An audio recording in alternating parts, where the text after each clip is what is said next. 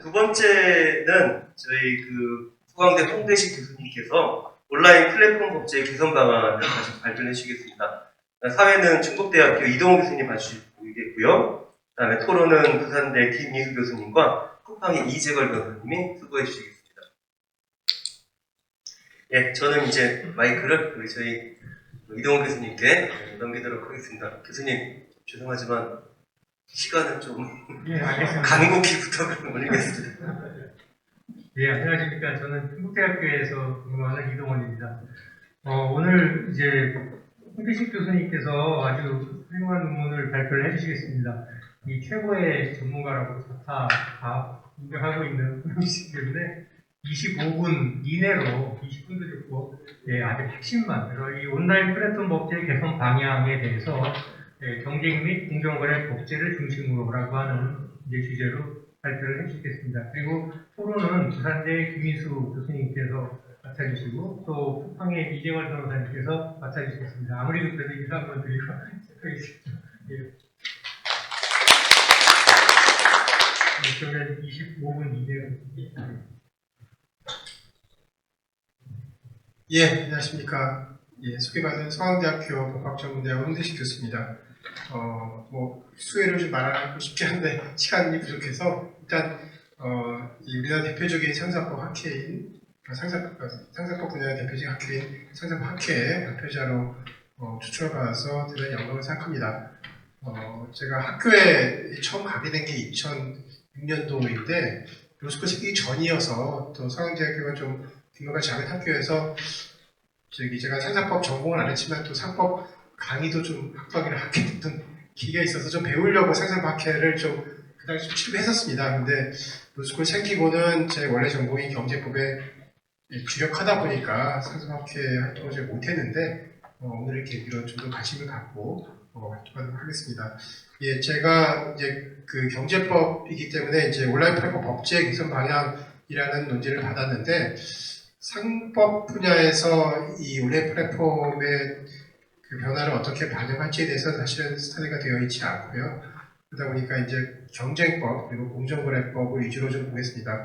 연관성을 좀 생각한다면 제가 상법하고 경제법하고 연관되는 그런 주제로 논문을 쓴 적이 있습니다만 이게 상거래라는 것이죠. 다 상거래인데 이 상사법의 상거래 쪽은 어떻게 말하면 민법과 유사하게 어떤 사적 자치이 이루어지는데 그에 대한 보완적인 어떤 거래 규칙을 규정하는 것이라면 그 공정거래 분야는 아무래도 행정 규제이죠. 거기서 생기는 그러니까 이제 자율적인 거래를 통해서 형성되기 어려운 부분들을 이제 공정성이나 다른 경쟁 침해라든지 이런 걸 가지고 이제 규제라는 쪽이어서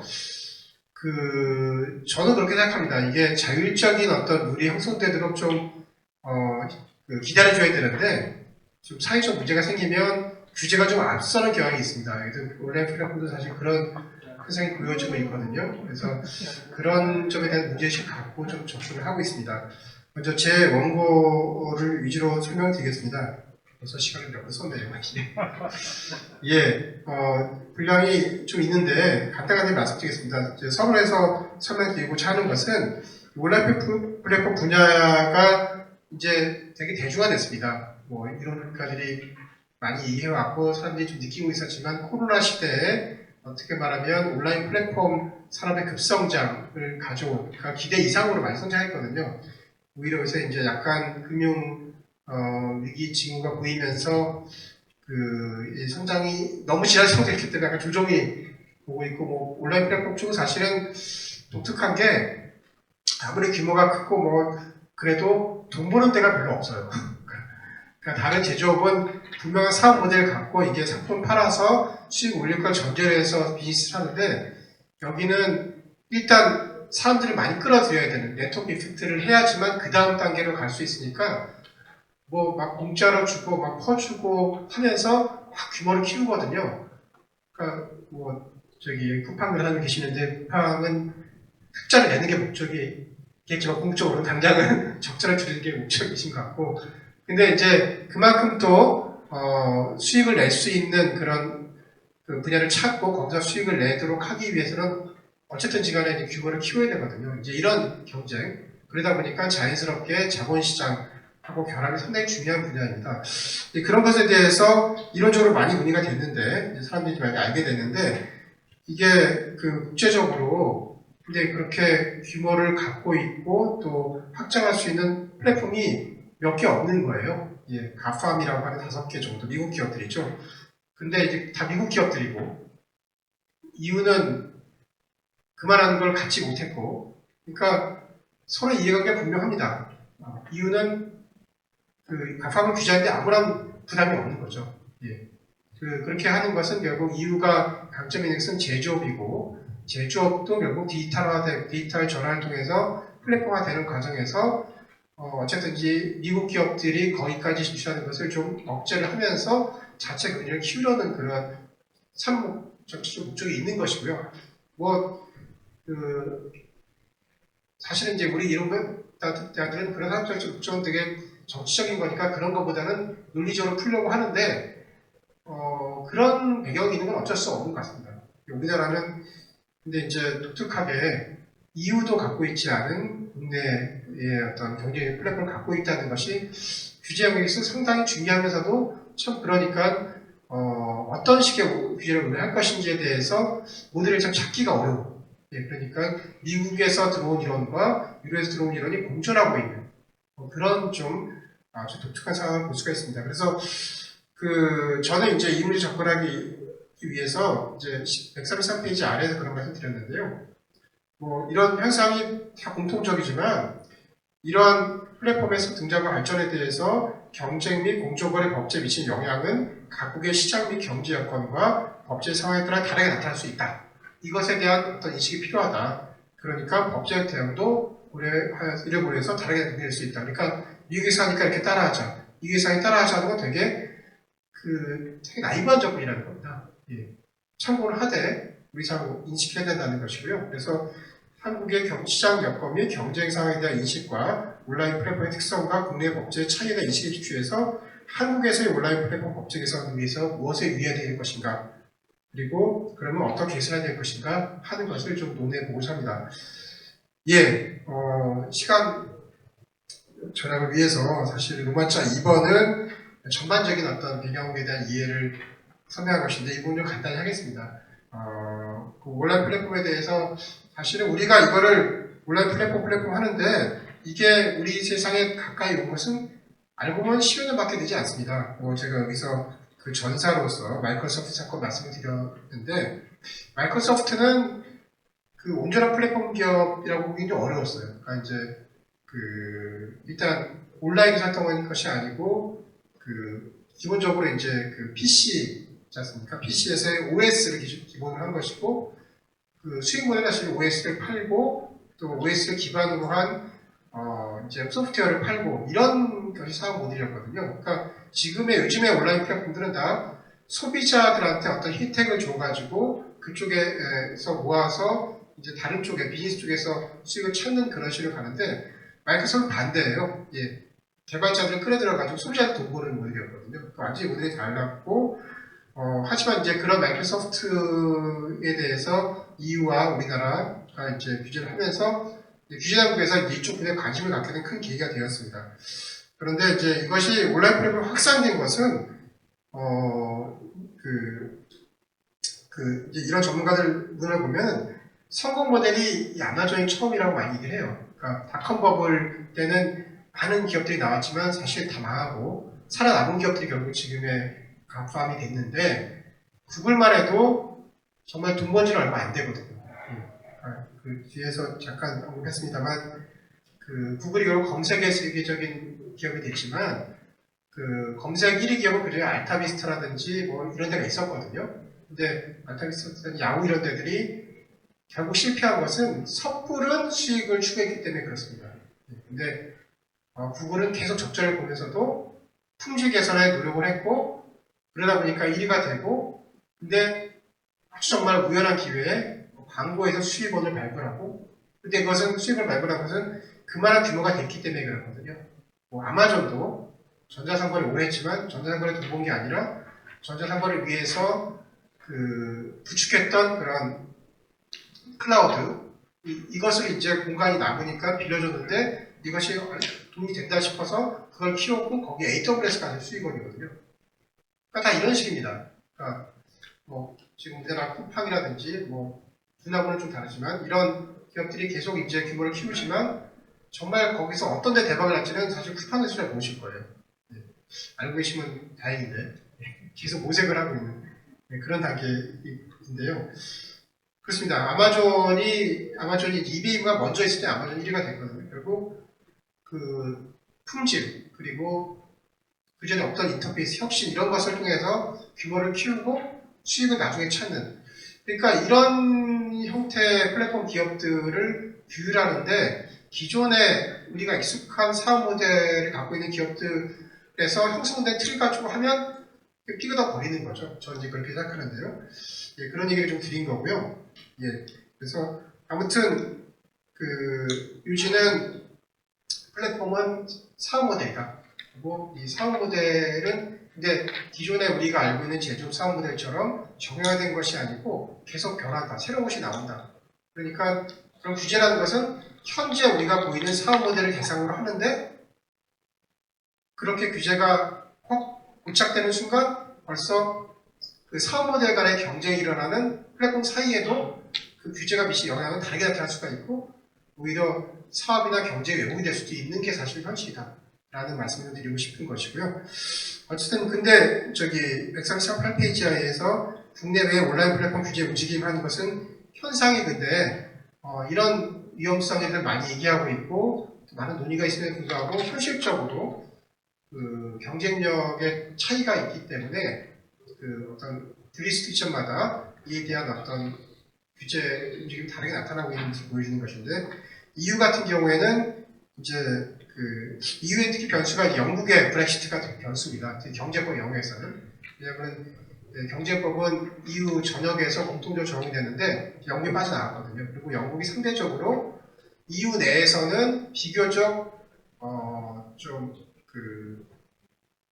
유연한 접근, 미국식의 미국보다는 좀 다르죠. 미국과 유사하게 유연한 접근을 했던 나라인데 독일이나 프랑스는 그보다는 좀 규제적이고요. 근데 영국이 빠져나가면서 사실은 좀 EU가 좀 더 규제적이 되고 있는 것 같습니다. 근데 이제 EU는 그 영국이 그래도 플랫폼 경쟁력이 있었는데 영국도 사실은 저기 가파한테 잘 대항을 못하고 있어요. 뭐 독일이나 그런 데는 말할 것도 없고요. 근데 그런 원인은 뭐 좀 산업적 기반은 다른 것 같고요. 그러다 보니까 이제 그 핵심 플랫폼에 대해서는 뭐 이유는 거의 포기 상태인 것 같습니다. 핵심 플랫폼이라는 검색이라든지 동영상, 뭐 OS 이런 분야거든요. 그런 분야는 포기 상태고 이제 그 영향력을 다른 데로 확대되는 걸 막기 위한 게 목적인 것 같습니다. 그래서 구글을 이제 그 뒤에 3회에 걸쳐서 이제 규제를 했고요. 140페이지에 보시면 뭐 잘 아시겠지만 이제 과징금이 이렇습니다. 3조, 뭐 6조, 2조 3천억 합하면 벌써 11조 4천억. 그래서 우스갯소리로 EU에서의 규제 당국이 가장 큰 사업 모델이다. 예, 뭐 세금 거두는 게 수익원이다 그런 얘기를 하는데 그렇습니다. 그리고 이제 그거를 부족하니까 이제 특별한 규제법을 만드는 거죠. 141페이지에 DMA, DSA 이게 2020년에 나왔는데 이게 뭐 바로 될까 막 그랬는데 정말 속도감 있게 전개가 돼서 올 3월에 그 유럽의회와 강요사회가 합의를 했습니다. 그리고 그 합의 과정에서 처음에 그 집행위원회가 말했던 초안보다 더 강화됐어요. 이후에 움직임을 볼 수 있는 그런 증거인데요. 이게 이제 아마 5년 통과돼서 시행되면 결국 이제 핵심 플랫폼 게이트키퍼들에 대해서 많은 규제가 일어날 건데 상당한 파란 예상입니다. 사업 모델 다 바꿔야 되거든요. 지금 가파한 기업들은 그래서 이제 그 특성들에 대해서는 제가 140페이지 이하에서 한 4가지로 좀 정리를 했습니다. 그거는 참고하시면 좋겠습니다. 뭐 여러 가지 정치적 요인도 있고요. 그렇습니다. 사실은 제가 이후에 있는 학회에 가보니까 상상 이상이더라고요. 거의 경제학자들이 거의 뭐 강판 때려잡는데 혈안이 돼요. 그러니까 되게 신념이에요. 이거는 학술 논의가 아니라 거의 신념론이라고 생각이 들었어요. 그래서 이제 미국에서 오니까 이제 점잖게 한 미국에서 학자들이 이제 그 반대 이론을 하는데 너희들 생각이고 이런 분위기였습니다. 예, 142페이지 미국의 경우에는 좀 다르죠. 달라서 관대한 태도를 보여왔고요. 규제 안 하려고 했는데 143페이지 최근의 움직임. 근데 이제 주의할 것은 바이든 행정부의 리나 칸이라든지 또 티모 교수 이런 분들이 그 논문이나 책을 쓰면서 가팜의 위험성을 지적하고 있고 많이 하는데 많이 좀 사람들이 잘 모르고 있는 부분은 미국 경제법은 우리나라보다도 훨씬 유연합니다. 그러니까 미국에서 제가 보기에는 여기서 이제 그 뒤에서 또 말씀드리겠지만 미국 경제법에 지금 이낙한 이런 분들의 논문을 보면 되게 혁신적으로 하는데 제가 보기에는 우리나라 경제법의 수준에 비해서 한참 못 미칩니다. 예. 우리나라 이미 하고 있는 것들을 이제 해보자 하는 그런 정도의 논의거든요. 그런 거 말씀드리고요. 우리나라는 지금 법이 다 있습니다. 그리고 현행법으로 못할 게 저는 없다고 생각합니다. 그러니까 가장 큰 차이는 불공정 거래의 존재입니다. 거래상 지위하면 굉장히 넓거든요. 지금 공정거래위원회가 구글이나 이런 데 규제하면서 쿠팡도 지금 조사받고 있는데 사실 EU나 미국에서는 이게 시장 지배적 사업자가 아니면 규정이 어려운데 시장 지배 사업자가 아니면 거래상 진행을 가면 되거든요. 그러니까 못할 게 사실 없어요. 못할 게 없는데 그리고 약관규제법이라는 강력한 문제도 있고요. 이제 기준이 좀 더 정밀화되어야 되는데 146페이지 보시면 근데 이제 공정위가 지난 정부에서 온라인 플랫폼 중개거래법안 그리고 전자상거래법 개정안 이런 것들을 입법 예고하면서 새로운 규제가 필요하다 이렇게 했었는데 어쨌든 정부가 바뀌어서 그 동력은 좀 떨어진 것 같습니다. 예, 좀 빨리 진행해서 147페이지 이하에서는 제가 한국의 시장 여건 및 경쟁 사회에 대한 인식 설명드린 거는 우리나라는 어쨌든 이외에도 없는 그런 경쟁력 있는 플랫폼 기업들이 있는데 그것이 과연 가판에 맞설 수 있느냐에 대해서는 불안감이 존재한다는 것입니다. 왜냐하면 지금의 플랫폼 경쟁은 글로벌 경쟁이고요. 그러니까 지금 가판 간의 경쟁이 일어납니다. 가판 간의 경쟁이 뭐냐면은 각자 핵심 플랫폼이 달라요. 검색, 클라우드, OS 이렇게 다른데 그들 간에 또 이제 새로운 영역들 AI라든지 메타버스 이런 경우에서는 그들 간에 선점 경쟁이 일어나고 있거든요. 그러한 큰 경쟁들이 일어나는데 그거는 경제법이 잘 포착을 못해요. 근데 우리나라 기업들은 아직 기술 경쟁력이 충분치는 않다고 생각이 듭니다. 예. 그러니까 기술 경쟁을 가려면 사실 OS하고 클라우드, AI가 중요한데 클라우드는 지금 아마존이 70% 이상 점령하고 있죠. 그러니까 우리나라 지금 쿠팡 얘기해서 죄송합니다. 쿠팡이 아마존의 의존도가 굉장하죠. 예. 쿠팡이 아마존의 의존도를 줄이려고 딴 데 가려고 하면 안 되겠죠. 예. 거의 불가능에 가깝습니다. 예. OS 의존도 대단하죠. 예. 지금 앱마켓 문제 생기는데 구글이나 애플이 이렇게 좀 뭔가 정책변을 하면은 엄청난 파국이 오거든요. 그러니까 사실은 되게 불안정합니다. 예. 근데 이제 어쨌든 서비스 플랫폼이 있는 게 우리나라이고 이유는 그것도 없거든요. 그런 차이가 있다는 걸 생각해야 될 것 같고요. 그리고 온라인 플랫폼의 특성과 국내 법제의 차이에 대한 인식. 예. 플랫폼의 특성, 아까 말씀드린 것처럼 사업 모델이라든지 이 어떤 거래를 통한 가치 창출의 메커니즘이 전혀 다릅니다. 예. 이거 너무 간과하겠다는 생각이 들고요. 그리고 이제 국내 법제는 이미 공정거래법에 불공정거래 규정만 있는 게 아니라 불공정거래에 부족해서 유통업이라든지 파동업 이런 데는 거래 공정화 특별법이 있습니다. 저는 이거는 경제법이 아니라 저는 규제법이라고 봅니다. 예. 사전 규제가 많습니다. 근데 그런 거를 온라인 플랫폼 확대하라는 것이 플랫폼 특별법 아니었고요. 그래서 저는 상당히 강하게 좀 하라고 반대하고 좀 실수도 많이 들었는데 경제학자가 왜 그러냐고 아무튼 그런 상황입니다. 그래서 150페이지에 이제 개선 위사항은 이제 국내 사항을 고려해서 좀 몇 가지 정리했고요. 간단히 드리겠습니다. 일단 온라인 플랫 유형은 매우 다양하고 새롭게 출현하고 있다. 그리고 이거 성공하는 건 생각보다 쉽지 않습니다. 좀 국내 네이버나 카카오 쿠팡이 커졌다고 해서 규제하자고 하는데 제가 보기에는 상당히 불안합니다. 예. 여기까지 온 것도 대단하다고 생각합니다. 둘째로 플랫폼의 역할은 단순한 중개, 그러니까 굉장히 플랫폼에 대한 오해 중에 하나가 플랫폼이 그 부동산 임대업자랑 뭐가 다르냐? 다르죠. 예, 그렇게 생각하시는 정책 당국자가 있으면 한국을 위기에 빠뜨리는 분이라 생각합니다. 같이 창출을 하거든요. 단순한 중개가 아닙니다. 단순한 중개는 있는 거래에서 자기를 수령하는 거지만 플랫폼의 진정한 플랫폼은 그 거래 규모를 키우는, 파일을 키우는 작업부터 하는 거거든요. 그러면서 자기 이 수익을 얻는 것이라는 게 차이고요. 그리고 플랫폼은 핵심 플랫폼에서 점점 주변 플랫폼으로 경쟁되고 확산되고 있고 계속 등장하고 있습니다. 그러니까 새로운 시장과의 현재 시장과의 경쟁이 일어나는 상황이고요. 그리고 우리나라에서 특히 이제 오토 플랫폼 이런 것도 나오고 있는데 조금 다른 결이 있고 불공정의 문제가 나타나고 있지만 새로운 문제들이 있거든요. 새로운 문제는 새로운 어떤 룰로 접근해야 될 것으로 생각됩니다. 예, 그래서 그 플랫폼 전반에 대한 규제보다는 어떤 문제가 확실하게 드러난 특정 유형의 특정 규모의 플랫폼에 대한 특유한 규제가 필요하다는 생각을 하고 있고요. 예. 예? 3번. 예. 그, 사실 이 얘기를 해야 되는데, 152페이지의 법칙 개선 방향은 크게 두 가지를 말씀드리겠습니다. 이 앞에 서론에 얘기한 거는 참고하시고요. 크게 두 가지입니다. 경쟁법 집행에 대한 필요하다.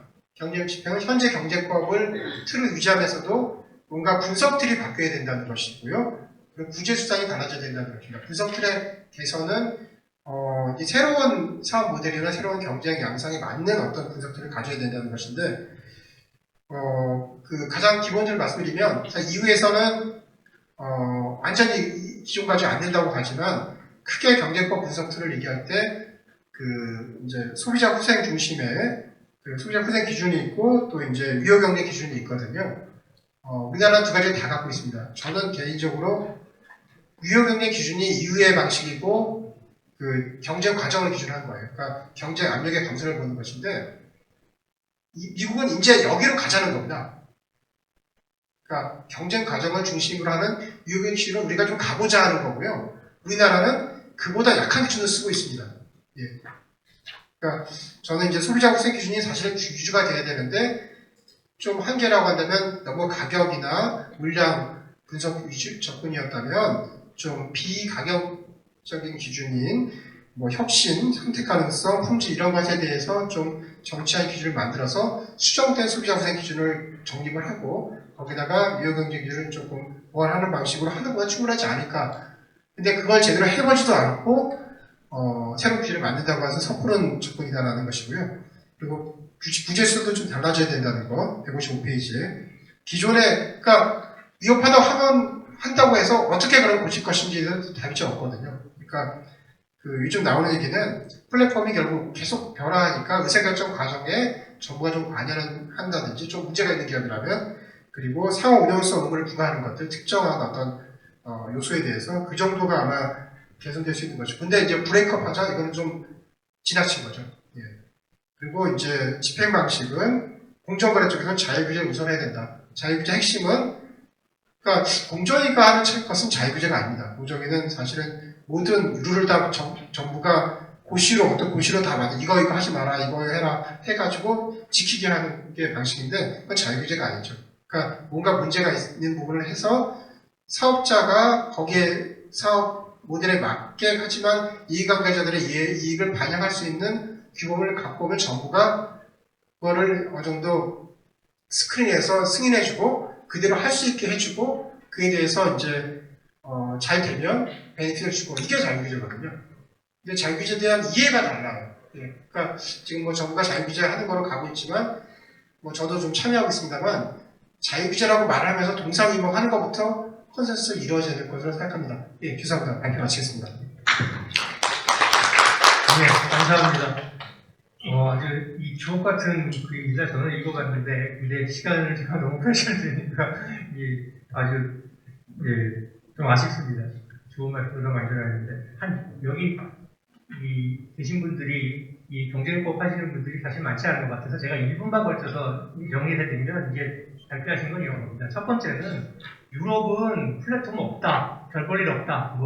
요새 나오는 히어로, 딜리버리 히어로나 아주 극히 일부 있는데, 미국은 가판같이 대단히 이제 센 플랫폼 기업들이 있다. 근데 우리도 네카쿠베라고 하는, 또 네카라쿠베라고 하는 게 있는데, 과연 규제해야 되느냐라고 하는 게 첫 번째입니다. 두 번째는 어떻게 규제할 거냐? 즉, 이거 법률로 할 거냐? 법률이면 전기통신사업법이나 약관기획법이나 공정거래법 뭘로 할 거냐? 법률로 못하면 고시로 할 것이냐? 이런 문제가 있는 겁니다. 세 번째는 우리 공정거래법은 참 묘해서 이게 시지 남용 행위서부터 기업결합 공동행위 이게 경쟁 파트, 비경쟁 파트로 이렇게 쪼갤 수가 있습니다. 그래서 시지 남용도 배제 남용, 착취 남용 이렇게 해서 경쟁과 관련 없는 이렇게 파트로 나뉘고요. 지금 발표하신 불공정 부분도 사실은 1호, 2호, 3호, 5호, 감호, 7호 이런 거는 경쟁과 관련이 있는 거고요. 경쟁과 관련 없는 부분이 있거든요. 그래서 경쟁과 관련이 있는 거는 기존 이제 플랫폼을 규제해야 되니까 어떻게 규제를 바꿀 건가 하는 내용이 있고, 그 다음에 불공정적은 자율규제 방점을 발표를 해주신 겁니다. 그럼 이제 토론을 한번 들어가는데, 김윤수 교수님 한 7분 정도 부탁드립니다. 네네. 네, 부산대학 김인수 교수입니다. 저는 경쟁법을 강의도 안 하고 논문도 안 쓰고 있어서 발표문 읽고서 어떤 토론을 드려야 될지 고민을 거듭하다가 결국 이제 한 두 가지 정도로 이제 생각을 하게 됐는데요. 이제 홍대수 교수님 발표문을 보니까 결국은 지금 플랫폼 기업들을 이제 소위 이제 경쟁법, 그러니까 다한독점법 쪽에서 이제 규제를 해보자면 소비자 후생을 기준으로 보자면은 우리가 네이버 같은 거 보면은 많은 서비스를 무료로 이용하다 보니까 네이버가 대단히 과점적 지급이 있다지만 저희가 딱히 돈을 더 지불하거나 그러지 않다 보니까 가격이라는 측면에서는 네이버 같은 압도적인 플랫폼의 존재가 나쁘지 않구나 라는 생각을 하게 되겠죠. 그래서 아마 그런 거 가지고서는 공정위에서 규제를 하기가 어려울 것 같고요. 이제 그 다음에 나오는 게 아까 손대 교수님 발표문을 보면은 이제 비가격적인 성과, 선택 가능성을 제한한다든가, 서비스의 품질이 독과점 업체 때문에 나빠진다든가 하는 것들도 이제 소비자 확산 측면에서 이제 문제가 소지가 있는 거긴 한데, 아직 그거를 객관적으로 평가할 만한 틀이 잘 적용이 만들어지지 않은 것 같습니다. 발표문을 보고 보자면. 그렇다면 이제 경쟁 당국 입장에서 보자면은 비가격적 성과가 소비자에게 불리한 이유로 뭔가 규제를 하기가 어려운 현실적으로 지금요. 그래서 결국은 이제 경쟁을 제한한다는 측면에서는 경쟁 당국이 실제로 칼을 휘두르기는 어려운 상황이 아닐까 하는 생각이 듭니다. 그렇다면 남은 거라고는 이제 소위 불공정 거래 행위. 그러니까 경쟁 제한하는 부분은 딱 이래저래 좀 손을 대기 어렵다 보니까 남은 건 이제 불공정 거래 행위일 것 같거든요. 근데 그런 걸 가지고 이제 뭔가 옳지 못한 행동에 대해서 통제를 하고자 하는 것인데, 홍대식 교수님의 생각은 이 플랫폼에 대해서는 불공정 거래에 대해서는 자율규제로 가야 된다 이런 생각을 하시는 것 같습니다. 앞으로 지금 플랫폼 기업이 앞으로 좀 발전 관계에 계속 커가는 단계에 있고 하다 보니까 가능하면 규제를 최소화하겠다라는 생각 때문에 그렇게 하시는 것 같긴 한데, 기존의 플랫폼 이외의 산업도 실은 이제 그들과의 우리가 이제 차이를 한번 고민해 볼 필요가 있지 않을까 생각이 듭니다. 플랫폼 사업도 성장하고 있지만 여타 기존의 산업들도 역시 그들이라고 해서 불공정 거래 기존의 여기 거래 공정화법의 적용 대상에서 그들은 그들의 적용을 받고 있는데 플랫폼 기업은 자유규제라는 느슨한 규제를 받게 하는 게 차별적인 대우가 될 수 있는 것은 아닌가라는 생각이 들기도 하고요. 만약에 플랫폼 기업이 중요하다면 기존의 산업도 중요하다 제 생각에는, 그렇다면은 전체적으로 거래 공정화법 자체를 손을 대서 대체로 자율규제로 가야 되는 것이 플랫폼 기업만 유달리 자율규제로 가는 게 맞는 건지는 잘 모르겠습니다. 저는 이제 경쟁법을 전공한 사람은 아니라서 그런 생각을 해봤습니다. 그리고 이제 147페이지에 가보면 공정거래위원회에서 이제 온라인 플랫폼 거래 공정화법 제정 필요성을 주장할 때 전자상거래법상 통신판매업자인 인터넷 쇼핑몰 사업자는 대규모 유통업법에 적용을 받는 반면에 전자상거래법상 통신판매 중개업자인 전자상거래 플랫폼 사업자는 그 적용 대상이 아니라서 형평이 안 맞기 때문에 그 플랫폼에 대한 규제에도 이제 같이 들어가야 된다라는 게 공정위의 주장이라고 하는데요. 그래서 제가 이제 대규모 그 법을 찾아봤습니다. 대규모 유통업 찾아보니까 이 중에 이게 뭐가 나오냐면은 그 매장을 임대해주고 그 매장 임차인으로부터 매출액의 일정 부분을 수수료로 받는 자도 대규모 유통업법의 적용 대상을 의제를 하고 있더라고요. 의제 조문이 있더라고요. 그래서 우리가 알고 있는 오픈마켓, G마켓이나 옥션 같은 것도 실은 자기들이 판매자는 아니라고 강조하고 있는데 그들도 결국 비슷하게 수수료를 받는 구조이다 보니까 그러면 그 똑같이 수수료를 받는 업자인데 누구는 대규모 유통업법에 적용을 받는데 단순히 통신판매 중개업자라는 이유로 역시 똑같은 비슷한 방법으로 수수료를 받고 있는 건데 이들에 대한 규제가 비어있는 건 서로 규제의 형평이 안 맞는 측면이 있지 않는가. 그래서 공정거래위원회에서 그 전자상거래 플랫폼 사업자에 대한 규제의 한 근거로 제시하고 있는 게 이게 이렇게 간단하게 내칠 놓은 거는 아니지 않을까라는 생각이 들었습니다.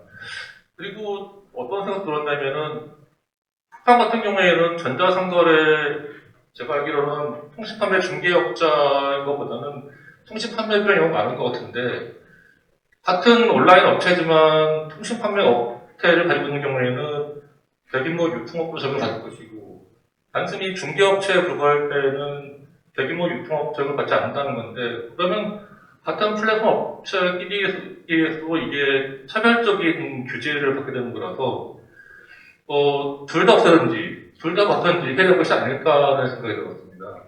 그래서 제 토론은 이 정도입니다. 제가 아는 게 별로 없어서 그 정도까지만 하겠습니다. 예, 감사합니다. 그 시간을 짧게 주셔서 감사드립니다. 그러면 실무 측에서 쿠팡 이재월 변호사님 아주 핵심만 아주 아픈 질문을 부탁드리겠습니다. 네, 그 쿠팡의 이재걸 변호사입니다. 그 상사업 학회에서 토론할 수 있는 기회를 주셔서 영광입니다.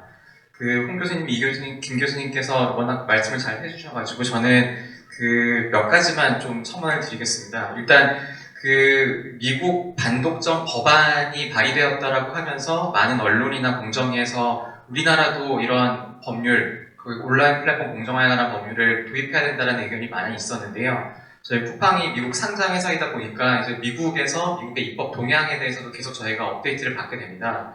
근데 그 내용을 보면 지금 미국 반독점 5개 법안은 이제 상원 하원에 발의가 되어 있는 상태이고요. 지금 계속 진행되고 있는데 몇 가지 오해가 있는 것 같아서 좀 저희가 파악한 내용을 좀 말씀드리려고 합니다.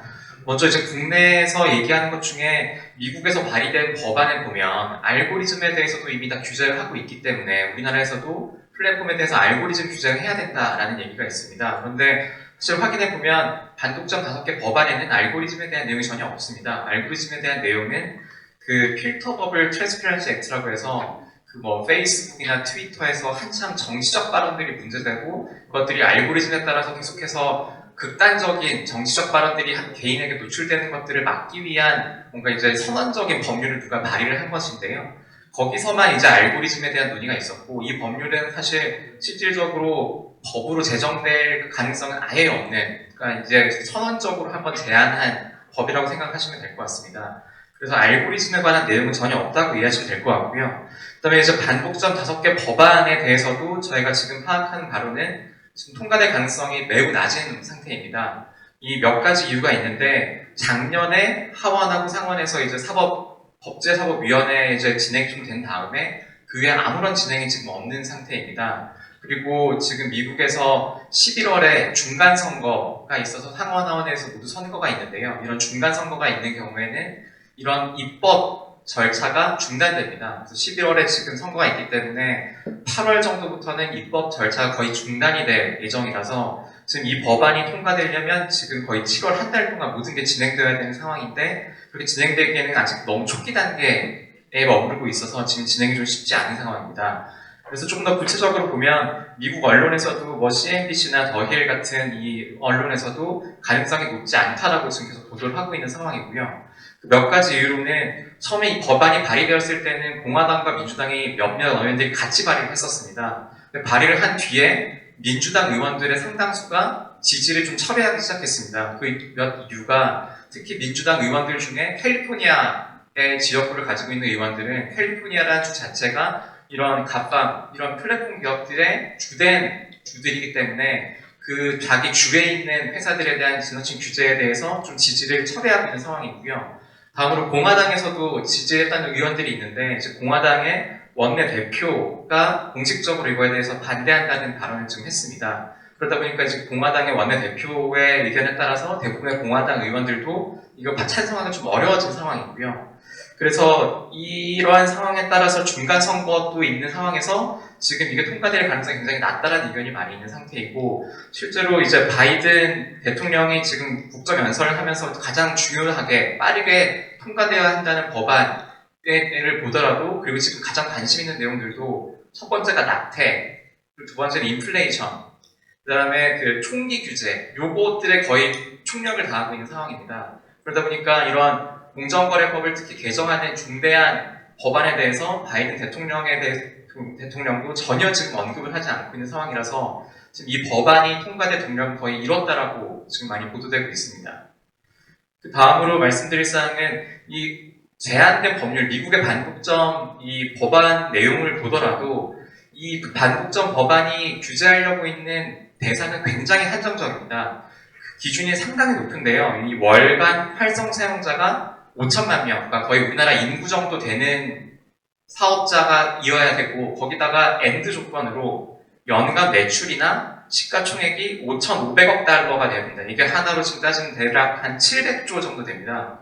그러니까 시가총액이나 매출액이 700조는 되어야지만, 그리고 월간 활성 사용자가 5천만 명은 되어야지 규제 대상이 된다는 법안입니다. 결국 이 기준을 적용을 해보면 아까 말씀해 주셨던 구글, 애플, 아마존, 페이스북, 마이크로소프트 이 5개 회사밖에 안 남습니다. 그래서 뭐 많이 들어보셨을 넷플릭스도 사실 미국에서 OTT에서는 거의 독점적 사업자인데 거기도 이 기준에선 다 미달되게 됩니다. 뭐 페이팔, 우버 뭐 이런 회사들도 전부 다 이 기준에 미달되기 때문에 적용 대상이 아니고요. 이 적용 대상이 되는 회사들은 아까 홍 교수님께서 워낙 잘 말씀해 주셨지만 정말 이 미국 내에서뿐만 아니라 글로벌리 거의 독점적인 회사들입니다. 예를 들어서 OS 시장을 보면 마이크로소프트가 이제 우리가 쓰는 윈도우즈가 거의 한 70% 차지하고 있고요. 나머지는 다 애플입니다. 맥북에서 사용하는 애플 OS가 거의 다 차지하고 있습니다. 그리고 뭐 앱마켓을 보면 구글하고 애플이 거의 독점을 하고 있고요. 그 두 회사가. 그다음에 그 뭐 소셜 네트워크도 페이스북이 인스타그램하고 합쳐가지고 거의 80%를 차지하고 있습니다. 그러니까 이 시장 점유율은 미국 내뿐만 아니라 거의 전 세계적으로 다 차지를 하고 있고, 전 세계적으로 이런 5개 회사가 해당 시장에서 그 1위가 사업자가 아닌 곳이 뭐 중국, 러시아 같이 이런 것들 아예 차단하는 곳 말고는 굉장히 소수의 국가밖에 없습니다. 그 중에 하나가 저희가 이제 우리나라에서 이런 회사들이 있는 거고요. 그래서 이런 회사들의 규모를 보더라도 뭐 애플은 시가총액 2,000조, 뭐 구글은 1,500조, 아마존도 지금 1,300조 정도 됩니다. 그러니까 이런 회사들과 글로벌리 경쟁을 하는 국내의 플랫폼 회사들은 사실 규모나 뭐 이용자 수나 시가총액이나 따져봤을 때 거의 100분의 1에도 못 미치는 수준에 됩니다. 그런데 그 회사들과 지금 계속 경쟁을 해야 되는 상황이고, 지금 이런 구글이나 애플이나 아마존이 계속해서 국내 시장에 진출을 해서 시장 점유율을 키우기 위한 많은 노력들을 하고 있는데, 거기에 비추어 볼 때 이제 국내 사업자들은 어떻게 보면 상당히 힘이 딸리는, 경쟁이 쉽지 않은 상황이라고 이해해 주시면 될 것 같습니다. 그리고 마지막으로 그 자율 규제에 대해서 말씀을 주셨는데, 그 자율 규제가 저도 이제 자율 규제를 통해서 진행이 돼야 된다는 건 전적으로 동의를 하는 바인데, 자율 규제로 진행을 함에 있어서도 약간 걱정이 되는 것이, 자율 규제가 있었던 기존의 몇몇 그 인더스트리가 있습니다. 뭐 게임 쪽에서도 그런 자율 규제가 있었고요. 근데 그 자율 규제를 하게 되면 글로벌 기업 혹은 중국 기업들은 국내에서 자율 규제를 대부분 잘 지키지 않습니다. 그러다 보니까 국내 회사들은 자율규제에 따라서 이것도 못하고 저것도 해야 되고 하는 상황이 있는데 글로벌 기업들은 그걸 지키지 않는 경우가 있어서 그게 조금 우려가 되는 점이 있습니다. 그리고 아까 처음에 그 홍 교수님께서 말씀 주셨던 이제 돈 버는 곳이 없다는 거에서 한 가지만 말씀드리면 저희 이제 쿠팡의 그 메인 비즈니스, 그러니까 항상 이제 로켓 배송 받으시는 그 비즈니스는 저희 이번 1분기에 처음으로 그 EBITDA 흑자가 나서요. 저희는 다행히도 좀 돈을 벌고 있는 상황이고, 근데 저희 시장 이제 뭐 저희도 OTT를 하고 여러 가지 새로운 것들을 하다 보니까 거기에 비용이 워낙 많이 들어가서 거기서는 좀 비용이 나오는 상황입니다. 네, 이상입니다. 네, 같이 네, 토론 아주 시간 잘 맞춰서 감사드리겠습니다. 김인수 교수님은 이게 플랫폼만의 자율이냐, 즉 이게 규제도 중요하지만 형평이 더 중요한 거 아니냐, 또 전산법상으로도 이게 형평이 더 중요한 게 아니냐라고 하는 걸 제기해 주신 것 같고요. 이재걸 변호사님은 미국에서 지금 5개 법안이 지금 올라가 있는데 또 쇼잉 아니냐, 쇼하는 거 아니냐, 그리고 전력 쇼가 아니라 하더라도 너무 과대평가하는 거 아니냐라고 하는 말씀 해주신 것 같습니다. 또 형평 역시 중요하다라고 하는 말씀을 주셨습니다. 시간이 한 2, 3분 남았는데요. 플로어에서 간단하게 질문하실 분 있으시면 질문 받겠습니다. 저희한테 주어진 시간이 45분인데요. 한 2, 3분 정도 시간이 남았습니다. 예, 없으시면 홍대식 교수님 한 3분에 걸쳐서 2, 3분. 예, 감사합니다. 그러니까 지금 경제법 학회 회장인데 경제법 학회에서 이런 걸 잘 못합니다. 그래서 생수학회에 와서 말씀을 드리게 돼서 그렇게 생각하고요. 또 김인수 교수님 잘 모르신다고 했는데 이런 분이 더 무섭더라고요.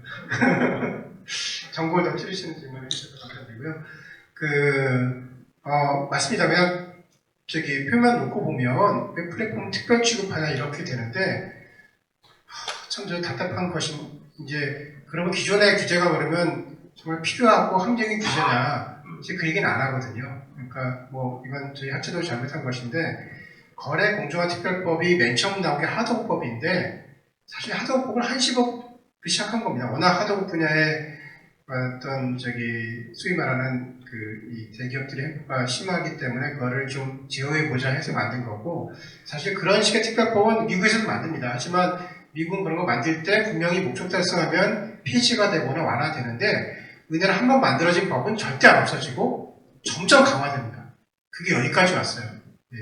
대규 유튜버법 같은 경우가 점점 늘어나잖아요. 그러니까 공정위는 이미 공정화 특별법, 대리점법도 있거든요. 4개가 이미 있으니까 처음에 반대하다가도 일단 권한 생기면 그걸 자꾸 확대하려고 하는 것이고 기존 4개 법의 문제점은 얘기하지 않고 그러니까 플랫폼도 해야 된다. 이런 것은 좀 본말이 정도된 주장이 아닌가 생각합니다. 그래서 저는 두 가지 작업을 동시에 해야 된다 생각하는데 기존의 불합리한 규제는 고치고 그렇죠? 그리고 또 중요한 핵심 중에 하나가 그러한 것에 대한 경쟁이 왜곡되고 있어요.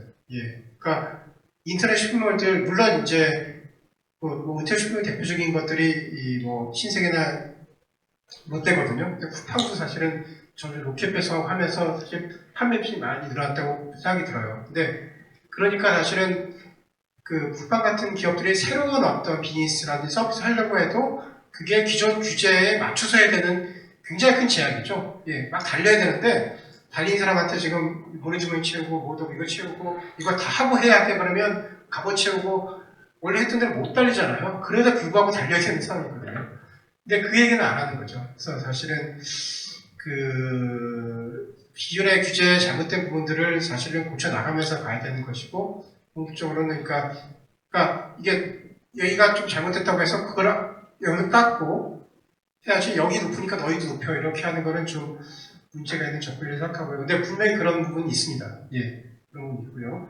그리고 이재용 변호사님 말씀하신 부분은 미국 동향은 잘 설명해 주셨고요. 사실은 저는 이제 5개 법안은 별로 될 거로 생각하지 않았어요. 저는 사실은 경제법에 주목한 거는 원래 미국에서 이제 민주당에서 워렌 상원의원이 이제 브레이크업이라는 아주 큰 프로파간다를 해가지고 막 나가다가 이제 결국 끝까지 못 갔죠. 요즘엔 클로버시아라는 의원이 더 주목받고 있는데 이번은 이제 정공법으로 미국의 반독점법을 개혁하자 하는 걸 내놨습니다. 그건 별도인데 저는 오히려 이게 주목하는데 그 법은 사실은 미국 반독점법의 EU법화, 한국법화입니다. 거기에 우리는 이미 있는 추정 규정 들어가고 있거든요. 근데 되게 선전으로 보이지만 우리나라 이미 다 있는 거예요. 예. 그래서 근데 미국이 그러니까 그러니까 이미 우리는 이만큼 규제가 높은데 미국이 우리 따라온다고 해서 우리 더 앞으로 가자. 이거는 좀 문제가 있는 접근법 아닌가. 그러니까 분명히 정확하게 상황을 좀 진단해서 우리 규제를 설계해야 되지 않을까 생각합니다. 네, 감사합니다. 네, 감사합니다. 네, 오늘 아주 좋은 발표 토론 잘 들었습니다.